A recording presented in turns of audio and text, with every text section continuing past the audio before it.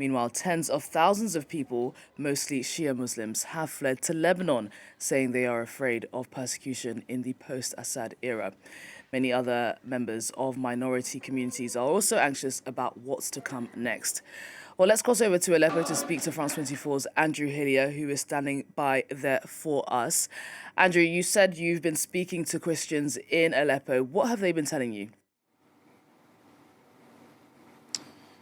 Yeah, that's right. This morning, our team went to speak to some of Aleppo's Christians. We attended Sunday Mass at the Church of St. Francis of Assisi here in the centre of Aleppo. Many Christians, of course, worried that Syria's new government will discriminate against them and their faith. And what the bishop who gave the service told us was that he knew Hayat Tahrir al-Sham fighters from when he was in Idlib province. Of course, Hayat Tahrir al-Sham set up their first temporary government in Idlib. It was called the Salvation Government. They have insisted that they will protect minority groups. And the bishop telling us that he believed that they were men of their word, that they were people of their word, that they would keep their promises. And that's very reassuring, I think, for the attendees. Many members of the congregation telling us today that it was the first time they had attended Mass since the fall of Bashar al-Assad, and so they left Mass feeling reassured, of course, because people have been very apprehensive. But after what the bishop told them, they said they felt relieved and that maybe they would be part of the new Syria.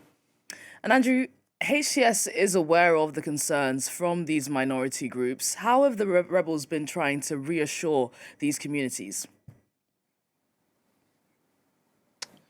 Well, what we know is that Hayat Tahrir al-Sham have reached out on their own initiative to Aleppo's Christian community. They've held 2 meetings with the main representatives of Aleppo's Christian community since they captured the city from the Assad regime. And the aim of those meetings, of course, to reassure Aleppo's minorities. The bishop we spoke to today told us that the reason he believes that other church officials aren't convinced yet is because they don't personally know Hayat Tahrir al-Sham, whereas the bishop told us that he did know them from his time in Idlib province. Another thing that may be reassuring is that catechism classes did take place this morning. Those are mixed girl-boy classes. There were fears indeed that mixed schools may be banned under some kind of Islamist government. Either way, at this time, there is still a lot of uncertainty.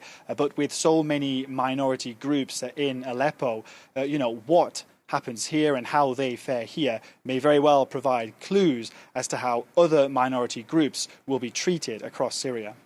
You'll be watching to see what comes next. Andrew, thanks so much for bringing us up to speed there. That's France 24's Andrew Hilliar reporting there from Aleppo.